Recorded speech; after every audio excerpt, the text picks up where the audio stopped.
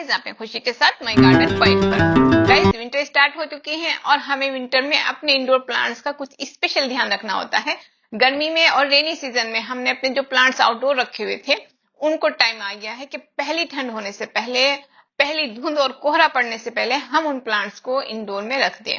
आज मैं आपको उन प्लांट्स के नाम बताऊंगी जिनको हमें इंडोर में रखना है, और साथ ही जो सबसे जरूरी बात है, उनको इंडोर में रखने के लिए हमें क्या क्या स्टेप उठाने पड़ेंगे कि वो इंडोर में आकर हमारे प्लांट्स खराब ना हो। एकदम से हम जैसे आउटडोर से इंडोर लेकर आएंगे तो हमारे प्लांट्स पे बहुत इफेक्ट पड़ता है, तो हमें बहुत केयरफुली, बहुत प्रिकॉशन लेने पड़ेंगे उनको अंदर रखने के लिए। तो आज से दोनों ही पॉइंट पे डिस्कशन होगी, तो चलिए करते हैं वीडियो स्टार्ट। सबसे पहले बताती हूँ उन प्लांट्स के नाम जिनको हमें इंडोर रखना है। गाइस, रेनी सीजन में मैंने अपने गार्डन का ओवरव्यू दिया था और मैंने आपको दिखाया था कि मैंने अपने सारे इंडोर प्लांट्स को बाहर रखा हुआ है, क्योंकि उनको एक बारिश जरूरी होती है कि हम अपने प्लांट्स को बारिश का पानी दें ताकि उनकी ग्रोथ अच्छी हो और वो अच्छे से खूब खिलकर सरवाइव कर सकें। लेकिन विंटर स्टार्ट हो रहा है और मुझे पहली ठंड पड़ने से पहले और कोहरा पड़ने से पहले इन सब प्लांट्स को अंदर रखना है। तो मैं बताती हूँ मेरे कौन कौन से प्लांट इंडोर में जाएंगे। सबसे पहले बात कर लेते हैं एग्लोनिमा की। एग्लोनिमा की जितनी वैरायटीज हैं गाइस, मैं सब बाहर से हटाकर उनको शेड में रखूंगी या फिर इंडोर में रखूंगी। स्नेक प्लांट है, सेंसिविरिया की सारी वेराइटीज हैं, फिलोडेंड्रन की सारी वेराइटीज हैं, मॉन्स्टेरा है, स्पाइडर प्लांट है, सिंगोनियम है, डेफनबेकिया है, ड्रेसिना है, मनी प्लांट है, फिग प्लांट है, कलेथिया की सारी वेराइटीज हैं गाइस, जीजी प्लांट है, पीस लिली है गाइस। और डेकोरेशन के लिए मुझे जो भी प्लांट अच्छे लगे, इंग्लिश आइवी है, पाम है, ये सब जो मैं अपने अंदर इंडोर में डेकोरेट कर सकती हूँ वो सारे प्लांट्स में इंडोर में लेने वाली हूँ। तो गाइस, जिनकी मैं आपको पिक्स दिखा रही हूँ, आपके पास जितने भी इस टाइप के प्लांट्स हैं जो ऑर्नामेंटल है, इंडोर रखे जा सकते हैं, जिन्हें हमें कोहरे से बचाना है, ठंड से बचाना है, ठंडी ठंडी हवा से बचाना है, तो उन प्लांट्स को गाइस इंडोर लेकर आऊंगी। तो चलिए आपको बताती हूँ कि उनको इंडोर लाने से पहले मुझे उनकी क्या क्या केयर करनी होगी और उनको किस तरीके से, किस जगह पर, किस लाइट में, कहां पर रखना है। सबसे पहले गाइस, आप चेक कीजिए कि आपके प्लांट में कहीं कोई पेस्ट अटैक तो नहीं हो रहा है।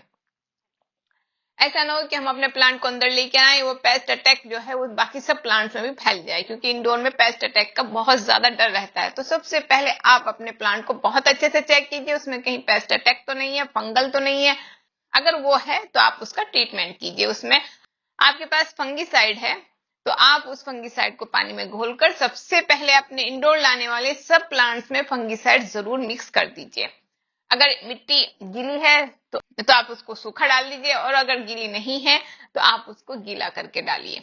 तो फंगल इन्फेक्शन को दूर करना, पेस्ट हटाना सबसे ज्यादा कंपलसरी है किसी भी प्लांट को इंडोर में लाने के लिए। सेकंड गाइस, आपकी जितनी भी गली हुई सूखी पत्ती हैं आप सब कट कर दीजिए। आपको अपने प्लांट को ट्रिम करना है तो ट्रिम कर दीजिए, और उसको बिल्कुल नीट एंड क्लीन करके आप अपने प्लांट को अंदर लेकर आइए। गाइज, एक अंदर लाने के बाद सबसे ज्यादा जरूरी हो जाता है कि आप उसको डायरेक्ट एकदम से शेड में मत रखिए। उसको एकदम से इंधने में रख देना तो वो बहुत ज्यादा, उसके लिए शॉक में आ जाना होता है, वो प्लांट शॉक में आ जाता है। आप सबसे पहले उसको किसी ऐसी जगह पर रखिए जहां इनडायरेक्ट लाइट आती हो। कुछ दिन बाद इंडोर में हैबिचुअल हो जाएंगे प्लांट्स, उसके बाद आप उसको बाकी दूसरी जगह पर शिफ्ट कर सकते हैं। एक जो बहुत जरूरी चीज होती है गाइस, आप उसको ग्रुप में रखिए।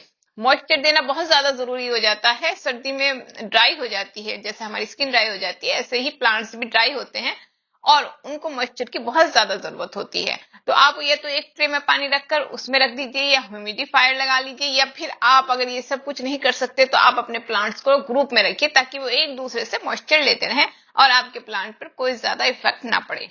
एक बहुत जरूरी बात होती है गाइस, अगर आपके पास इनडायरेक्ट लाइट विंडो की नहीं आ रही है तो आप उसको आर्टिफिशियल लाइट दीजिए। जहां पर आपकी आर्टिफिशियल लाइट ज्यादा पड़ती हो वहां पर अपने प्लांट्स को रखिएगा। गाइस, इंडोर में रखने का मेरा सबसे गोल्डन रूल ये है कि आप अपने 2 पॉट तैयार कीजिए सेम, और एक को अंदर रखिए और एक को बाहर रखिए, क्योंकि कोई भी प्लांट इंडोर परमानेंट नहीं होता है।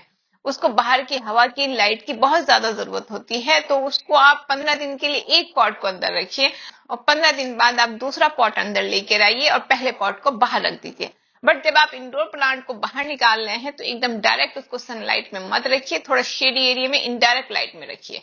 तो इस तरीके से आपके प्लांट्स रोटेशन में चलते रहेंगे और इतना ज्यादा इफेक्ट आपके प्लांट पे नहीं आएगा।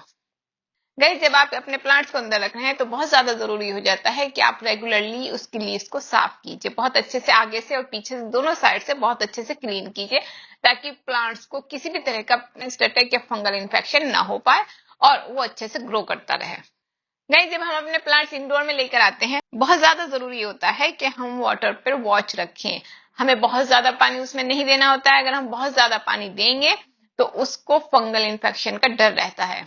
आप पानी उसमें तभी दीजिए बहुत अच्छे से उसकी मिट्टी ड्राई हो जाए, सिर्फ ऊपर की थोड़ी मिट्टी ड्राई ना हो बल्कि काफी अच्छी तरीके से ड्राई हो जाए, तब आप उसमें पानी दीजिए। और अपने पॉट के नीचे एक ट्रे जरूर रखिए जो आपके प्लांट को ह्यूमिडिटी भी देगी और आपके घर को क्लीन भी रखेगी। गाइज, आप अपने प्लांट्स को एसी से दूर रखिए। अगर उससे गर्म हवा निकलती है तो वो आपके प्लांट्स को नुकसान करती है। तो आप अपने प्लांट्स को एसी के सामने अगर रखे हैं तो हटाकर साइड कर दीजिए। बात करते हैं फर्टिलाइजर की। गाइज, तो इंडोर प्लांट को जितना ज्यादा हो सकता है आप उसको फर्टिलाइजर देने से बचिए। इंडोर प्लांट को बिल्कुल भी फर्टिलाइजर की विंटर में जरूरत नहीं पड़ती है। बहुत ही अगर देना चाहते हैं तो कुछ हल्का सा लिक्विड फर्टिलाइजर आप उसको दे सकते हैं। अगर आप नर्सरी से कुछ नया इंडोर प्लांट खरीद कर ला रहे हैं और उसको इंडोर में रखना चाह रहे हैं तो गाइज एकदम से उनको बाकी प्लांट्स के साथ मत रखिए, बल्कि उसको कुछ हफ्ते के लिए आइसोलेट कीजिए और अलग रखिए। 2-3 हफ्ते बाद आप उसको जब आप चेक कर लें अच्छे से उसमें कोई फंगल तो नहीं है, पेस्ट अटैक तो नहीं है, तो ही लाकर आप उसको अपने इंडोर प्लांट्स के ग्रुप में रख सकते हैं। आप कोशिश कीजिए गाइस कि आप अपने प्लांट को कम से कम रिपोर्ट करें। इस सीजन में रिपोर्ट करने से बचें, बहुत ही ज्यादा कंपलसरी है, तो ही आप अपने इंडोर प्लांट्स को रिपोर्ट करें। तो गाइस, ये थोड़े से टिप्स थे। अगर आप इनको फॉलो करके अपने आउटडोर प्लांट्स को इंडोर लेकर आते हैं तो आपके प्लांट्स सेव रहेंगे और उसी तरीके से खूबसूरती के साथ ग्रो करते रहेंगे। तो अगर आपको मेरी वीडियो अच्छी लगी है तो प्लीज मेरे चैनल को सब्सक्राइब कीजिए, लाइक और शेयर का बटन दबाइए। तो नेक्स्ट वीडियो तक गाइस, बाय।